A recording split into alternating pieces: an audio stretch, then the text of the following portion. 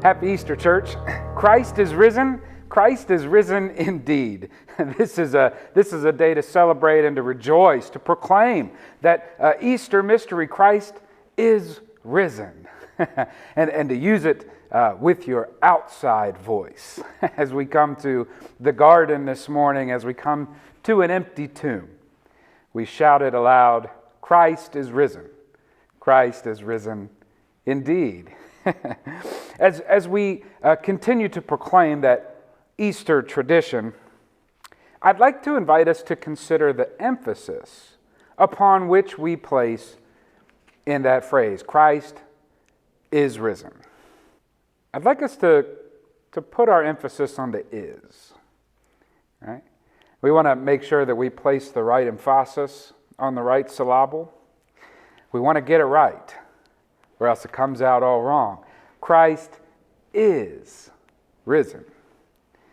Place a focus on the is. I'd like for you to say it like a young child admonishes her older brother when it comes to whether or not he believes in Santa Claus. And she says, Santa Claus is real. I want us to say it with that kind of emphasis. Christ is risen. He is risen indeed. I want us to consider for a moment the grammar behind that ancient Christian proclamation that Christ is risen, because it kind of sounds like bad English, right? Even the New Revised Standard Version of this text here in Luke 24, it reads that he is not here. The angels say he has risen. You might even see it and find it in other places where people try to correct it and instead say Christ has risen or Christ was risen. But the Christian tradition of Easter is to put the emphasis on the is. Christ is risen. And to be honest with you, it's a little pet peeve of mine if I hear it any other way. Because tense matters. Yes, the resurrection of Jesus took place a couple thousand years ago, but is it an event that is stuck in the past? No. The resurrection is a new state of being. It's an ongoing event whose implications on life and love and human existence is continually affecting us, not just our past, but also our today and our everyday. The resurrection is a present reality, and we should speak like it. Christ is risen. He is risen indeed. Another reason that is a good way to say it is because is the nature of God. God isn't a God who is stuck in the past. And today is a day to encounter the God who is alive and active in our midst. As the angels remind the women in our text this morning, we don't look for a living God among the dead. No, we look for a living God that is alive and active and is showing up and is being who God is. And so our God isn't a God who was, but rather, as John the Seer speaks of God in Revelation 1 verse 8, ours is a God who is, and who was, and who is to come. So ours is an is faith. We don't say God created and then went off somewhere else, or Christ was redeeming, but now we're not quite sure what he's up to, nor do we say the Spirit will sustain us whenever she gets around to it. No, the faith proclaims God is creating. Christ is redeeming, and the Holy Spirit is sustaining. Could it be true? Christ is risen. And we can see it today before our very eyes. In the dawn of a new day, God is creating. In the one who gets off his knees and is equipped now to start afresh and to start anew, Christ is redeeming. We can see it in the struggling moments of life when we lift our eyes unto the hills and proclaim, where will our help come from? We are reminded that our help comes from the Lord. And we hear the The Holy Spirit that intercedes for us with sighs too deep for words, and we feel that presence and it is palpable, and we say, the Holy Spirit is sustaining us. Could it be true? Christ is risen. Then we can see its evidence in each new day and all around us. And an empty tomb proclaims to us still today not that God made a way, but that God makes a way, even when there seems to be no way, even in a day like today. Christ is risen. He is risen indeed. So the final little reason for this little pet peeve of mine that emphasizes Christ is risen, not Christ was or Christ has, is that it speaks to me more about the truth of the power of love when we speak of it in the present. To speak of love in only the past tense is a dissonant note in the chord of grace. Yet to speak of love in the present tense rings clear and strong with the harmonies of heaven. Let me ask you, a people who come to an empty tomb and sing the harmonies of hallelujahs, who know the story of this resurrection firsthand, when we gather at the funeral of one that we love, which rings more true to the Easter faith? That he was such a great man, or that he is such a great man? That she was loved so well, or that she is loved so well? That their life was a gift, or that their life is a gift, and they have life that they continue to live? The Apostle Paul says in 1 Corinthians 13 that love never ends. And the Easter faith proclaims that love never dies. Could it be true? Christ is risen, and death has no victory, and life and love live eternal. Yes, you and I come to greet this empty tomb this morning, but unlike Mary and Joanna and Mary, we know the whole story. We've seen the risen Lord. Like the women on that first Easter, there are some who won't believe it or can't believe it, consider it just an idle tale, and that's okay. Most of those original disciples did too, and Jesus didn't give up on them. Check that, Jesus doesn't give up on them. So even still, for us who come on Easter to greet an empty tomb, we proclaim it with the power and the faithfulness of is, because someone might come running when we proclaim it. Christ is risen. He is risen indeed, and running along the scene comes Peter. You remember the last time that Peter was mentioned in the Gospels. If you're familiar with the kind of week that Peter has had, the last time that we see Peter in the Gospel of Luke, a cock has crowed. With the sound of the rooster, the text says, Peter wept bitterly. And then Peter just dissolves from the story. He's nowhere to be found.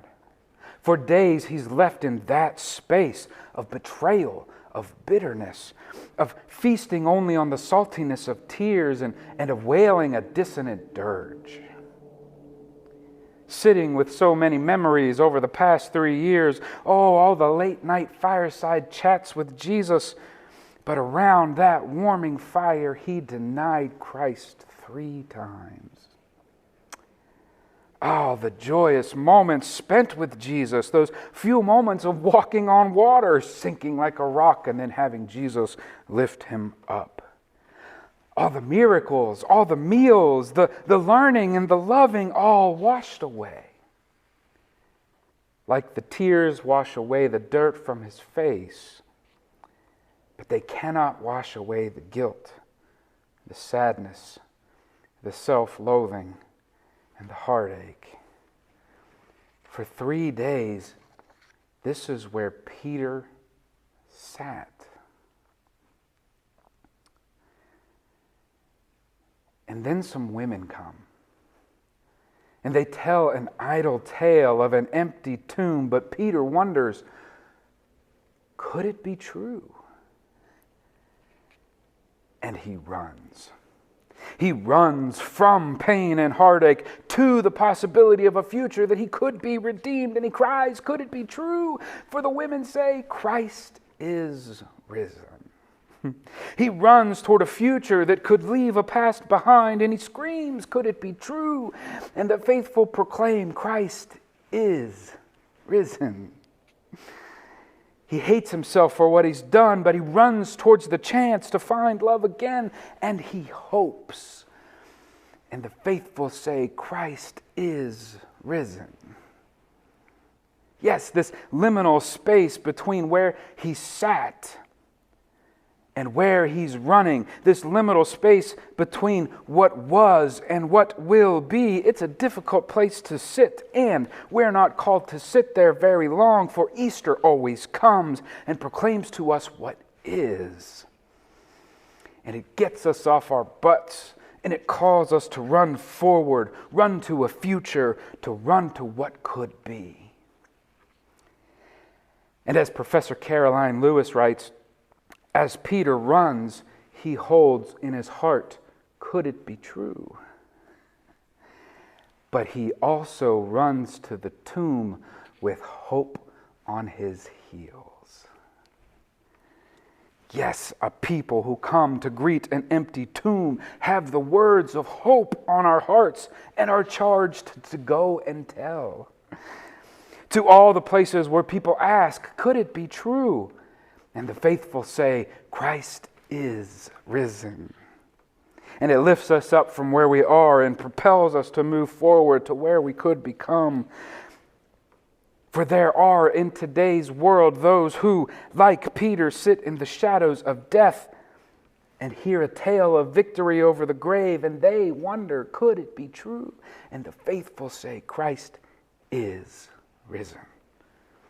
And Easter hope is made real.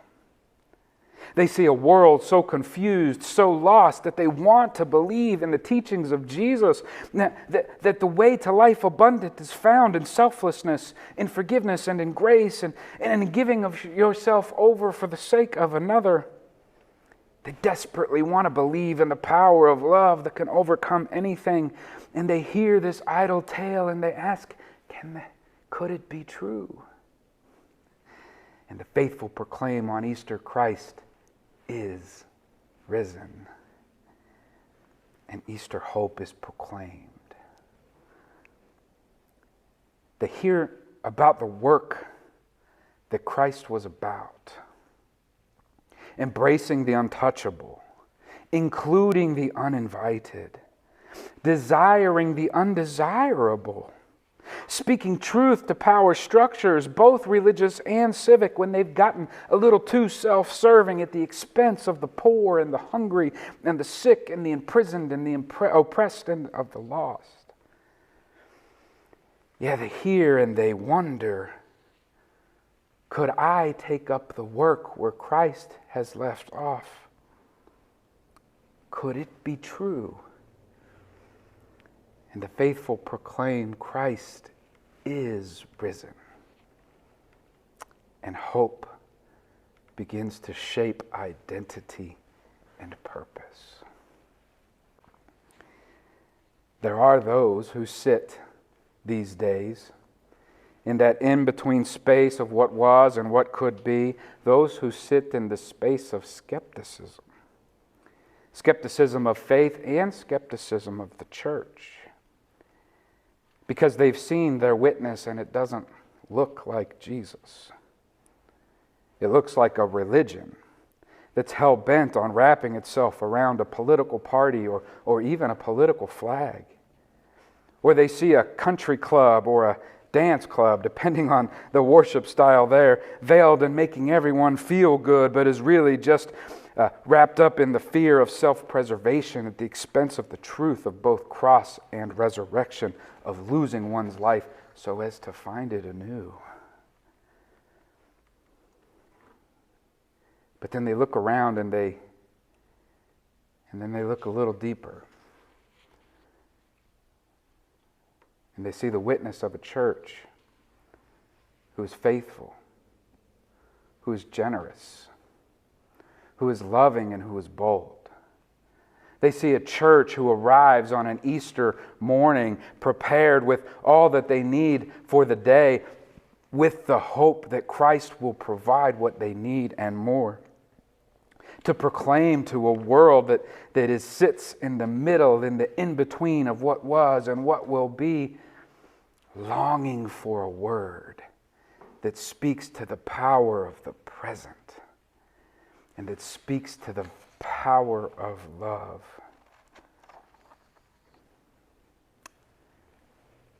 And they'll find a church who gathers on Easter morning and they proclaim that great mystery and power to the present, not using their inside voice. For on this day we are out in the garden, and we shouted aloud for the world to hear that power that comes to us in the present. Christ is risen.